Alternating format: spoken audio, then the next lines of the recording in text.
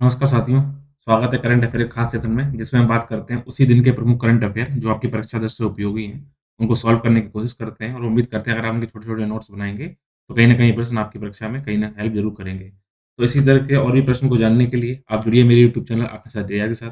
यदि आप इस नए चैनल पर नए हैं, तो चैनल को लाइक करिए, सब्सक्राइब करिए, शेयर कीजिए और हाँ, बेल आइकन ज़रूर प्रेस कर लीजिएगा क्योंकि जब आप इसको प्रेस करेंगे, तो आगे आने वाले जितने भी सेशन हैं, उसके नोटिफ़िकेशन आप तक पहुँचेंगे और आप सबसे पहले मेरे वीडियो को देख पाएँगे। तो देखते हैं आज के कौन-कौन से प्रश्न हैं जो चर्चा का केंद्र में रहे हैं और परीक्षा की दृष्टि से काफ़ी उपयोगी हैं। पहला ही क्वेश्चन है कि मिस यूनिवर्स 2021 का खिताब किसने जीता हुआ है? आखिर किसने ये खिताब जीता? किसको मिला? तो आपको बता दें 21 सालों बाद ये सूखा जो भारत देश का था वो समाप्त हुआ है और भारत की सुंदरी हरनाज संधू अब विश्व की सबसे यूनिवर्स की सबसे सुंदर उनको घोषित किया गया है और इनको आप बता दें अगर इनके बारे में बात करें तो ये हरनाज सिंधु है पंजाब से के जो चंडीगढ़ राजधानी है उनकी और हरियाणा की मिली हुई तो वहाँ से ये बिलॉन्ग करती हैं। इससे पहले ये पढ़ने में भी इन्होंने पढ़ाई जारी रखी हुई है, मॉडलिंग का भी काम करती हैं और 2 पंजाबी फ़िल्मों में अपना वर्क भी कर चुकी हैं। इसके अलावा ये इनकी जो प्रेरणा है, इनकी खुद को काफ़ी अपने आप को इम्पोर्टेंस देती हैं और आज इनका जो फाइनल आंसर था, वो भी इसी रिलेटेड था कि महिलाओं को आगे कैसे आना चाहिए। तो उन्होंने बोला था कि आप खुद के ऊपर विश्वास रखिए और खुद को तवज्जो दीजिए, खुद की नेता स्वयं बनिए, तभी कोई विकास कर सकेगा। अगर वो खुद के ऊपर बिलीव इतना नहीं करती, तो आज इस जगह पे खड़ी नहीं होती। आपको बता दें, इनसे पहले भारत में वर्ष 2000 में ये खिताब जीता गया था, वो जीता था लारा दत्ता ने और 1995 सुष्मिता सेन ने ये खिताब जीता हुआ था मिस यूनिवर्स का। तो इस तरीके से अब ये प्रेज़ेंट टाइम में 2021 का जो खिताब जीता है, ये हरनाज सिंधु ने जीता हुआ है और ये इम्पोर्टेंट इसलिए है, कहीं न कहीं परीक्षा में ज़रूर आएगा। आपको भी इस बात का इल्म होगा, तो आप इसको अच्छे से याद रखिएगा।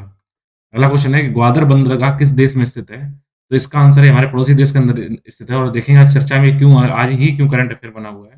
पहले तो आप बता दें जो ग्वादर बंदरगाह है वो पाकिस्तान में जो बलूचिस्तान उनका राज्य है वहाँ पर स्थित है। तो आपसे क्वेश्चन कभी ये आता है कि बलूचिस्तान के अंदर कौन-सा बंदरगाह स्थित है या किसके द्वारा डेवलप किया जा रहा है? तो बलूचिस्तान के अंदर चाइना के द्वारा चाइना पाकिस्तान इकोनॉमिक कॉरिडोर जो गलियारा बनाया जा रहा है one belt and road initiative के द्वारा उसके अंतर्गत ये आपका ये आ रहा है पाकिस्तान या ग्वादर बंदरगाह। तो ग्वादर बंदरगाह इस टाइम चर्चा में क्यों बना हुआ है? क्योंकि जो बलूचिस्तान है उसके द्वारा इस बंदरगाह का विरोध किया गया है और विरोध इसलिए किया जा रहा है क्योंकि साधन संपन्न है वो यहाँ पर सोर्स काफ़ी अच्छे हैं बलूचिस्तान के अंदर लेकिन वहाँ के लोग पिछड़ रहे हैं।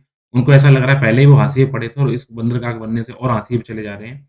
क्योंकि उनके वहाँ के जो अपने लोकल जो संसाधन हैं जैसे जल है, विद्युत है, गैस है, वही उनको चीज़ें उनको पाने बहुत मशक्कत करनी पड़ रही है और वो चीज़ें उन्हें नहीं मिल पा रही हैं। इसलिए उन्हें लगता है कि कहीं न कहीं उनके और उनको हाशिए पे डालने वाली काम करेगा और दूसरी बात उन्हें ऐसा भी डर है कि कहीं न कहीं चाइना जो उनको सस्ता ऋण दे रहा है, तो कहीं आगे चल के वो उनके ऊपर वो अपनी मर्ज़ी से मनमर्ज़ी से काम ना करे और बल्कि इसको चाइना को ज़रूर फ़ायदा हो रहा है कि चाइना जो अपनी भारत को घेरने की नीति है, जो उसकी एक तरीके से वो पाकिस्तान में पहुँच ही गया है, पहुँचने वाला है। म्यांमार उसने ऑलरेडी यहाँ पे बांग्लादेश में कर दिया और नीचे अब अमन टोटा उसने श्रीलंका में बना दिया है, तो कहीं न कहीं हमें भी सचेत रहने की ज़रूरत है इस चाइना की इस तकनीकी या तरकीब द्वारा।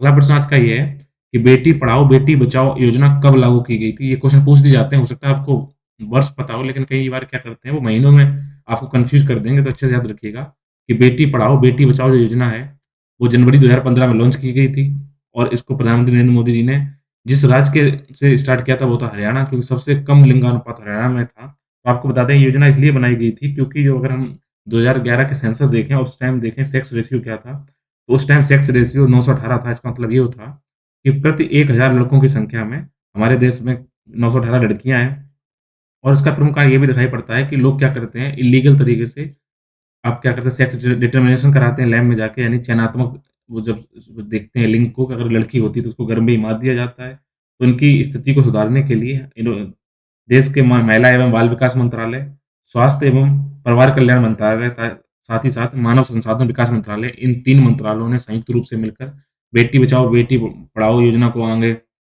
बढ़ाने की कोशिश की है और आपको बता दें इनके परिणाम भी दिखाई देने लगे हैं कि अगर 2019-20 के हम डाटा देखें, उनके आंकड़े देखें, तो ये 16 अंक बढ़कर जो वर्ष 2011-12 में 918 था, वो अब कितना हो गया है 934 हो गया है। तो ये हमारे खुशी की बात है और वो देखते हैं इसमें और उम्मीद आने की बात है। देखिए बस इसमें दिक्कत क्या आ रही है कि अभी जो आंकड़े आए हैं उसमें ये देखा गया है कि इन्होंने अगर 100 करोड़ रुपए इन्होंने निर्धारित किए हैं, तो 80 करोड़ रुपए केवल इनके प्रचार-प्रसार में खत्म हो गए हैं। 20 करोड़ रुपया केवल जो योजना है उसको इम्प्लीमेंटेशन करने में लगाया गया है। तो अब ठीक है, जागरूक लोग हो चुके हैं। अब आप कोशिश करिए उसको इम्प्लीमेंट करने में, खासकर बच्चियों के स्वास्थ्य और शिक्षा में आप अच्छे से उसमें डालिए रुपए, जिससे क्या हो वो आगे इनका विकास हो सके और ड्रॉप आउट आउट रेशियो हो वो मतलब ड्रॉप आउट रेशियो कम हुआ है लेकिन और कम हो और हम तो चाह रहे हैं शून्य तक पहुँचे। आज का अगला प्रश्न ये है कि संविधान की छठी अनुसूची में किन राज्यों को शामिल किया गया है? हो सकता है आपसे प्रश्न ऐसा करके घुमा के पूछा जाए कि निम्नलिखित में से कौन से राज्य छठी अनुसूची में हैं? तो उसमें केवल 1 दिया दिया जाए, 3 ना दिए जाएँ, या हो सकता है कौन-सा राज्य नहीं है, तो 3 राज्य ऐसे दे दिए जाएँ जो छठी अनुसूची में है संविधान में, और 1 राज्य नहीं है। तो पहले-पहले आपका इसका आंसर बता दें, तो ये मैंने शॉर्टकट फॉर्म में लिखा हुआ है एएमटीएम। राज्य का नाम नहीं, बल्कि अगर उसमें आप याद करें, इसका नाम है असम, मेघालय, त्रिपुरा और मिज़ोरम। इन 4 राज्यों की जो 10 क्षेत्रीय स्वायत्तता संगठन है, वो इसमें शामिल किए गए हैं। असम, मेघालय, त्रिपुरा, मिज़ोरम, आप इसको याद रखिएगा। आपको बता दें, आज की चर्चा में इसलिए है क्योंकि लद्दाख की जो स्वायत्त पहाड़ी विकास परिषद है, उसको भी ऐसा लगता है कि उसको छठी अनुसूची में शामिल किया जाए, जिससे कि वो उसको भी वो सारे अधिकार मिलें, जो स्वायत्त क्षेत्र परिषदों को मिलते हैं। तो आपको बता दें, इनमें क्या अधिकार मिलते हैं। सबसे पहले ये भारतीय संविधान के अनुच्छेद 244 2 और 275 1 के अंतर्गत इसको शामिल किया गया है।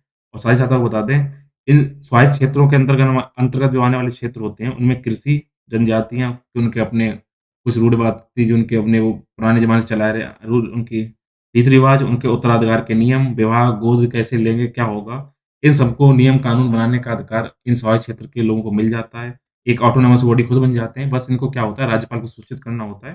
और राज्यपाल इनको पुन व्यवस्थित कर सकते हैं, इन स्वायत्त क्षेत्रों को पुनर्गठित भी कर सकते हैं। और आपको बता दें, अगर जिले में खास अगर एक से अधिक आदिवासी आदिवासी समुदाय रहते हैं, तो 2 वहाँ पर 2 स्वायत्त क्षेत्र हो सकते हैं।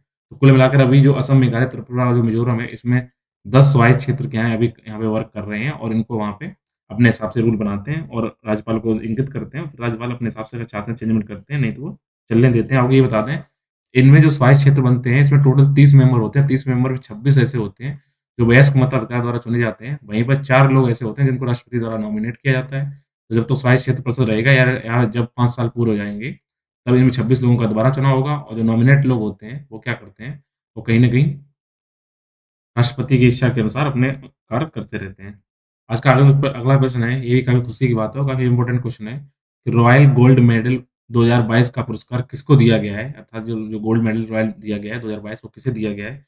तो आप सबसे पहले इसका आंसर जान लीजिए। तो इसका आंसर है, बालकृष्ण दोषी जी को ये पुरस्कार दिया गया है। तो किस मकसद से दिया जाता है, तो बता दें, बालकृष्ण दोषी जी वास्तुकार हैं, अर्थात आर्किटेक्ट हैं, और ये 94 साल के हैं। तो इनको क्या किया गया है, रॉयल गोल्ड मेडल अवार्ड दिया गया था। बता दें, अगर आपसे प्रश्न ये आता है कि रॉयल गोल्ड मेडल किस क्षेत्र में दिया जाता है, तो आर्किटेक्ट अर्थात वास्तुकला से संबंधित क्षेत्रों में दिया जाता है। अगर हम बात करें तो बालकृष्ण दोषी जी की, तो इन्होंने क्या किया, अपने 70 साल के लंबे करियर में 100 से अधिक प्रोजेक्ट का न केवल देश में बल्कि बाहर भी कार्य किया है।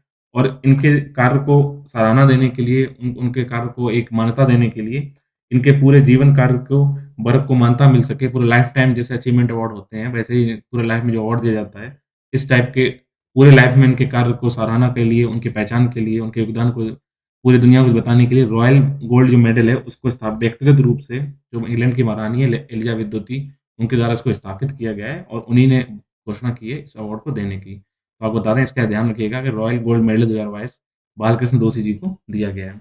इसके साथ आज के जितने करंट अफेयर हो सकते थे प्रश्न संभावित, वो कंप्लीट होते हैं। उम्मीद है आपको ये सेशन पसंद में आया होगा। तो इसी तरीके के और भी सेशन से जुड़ने के लिए आप सब्सक्राइब करिए मेरे यूट्यूब चैनल आकांक्षा जारी रखो। मिलेंगे एक नए सेशन में, एक नए टॉपिक के साथ। तब तक के लिए अपना ख्याल रखिए, स्वस्थ रहिए, अपनी पढ़ाई को करते रहिए। Thank you.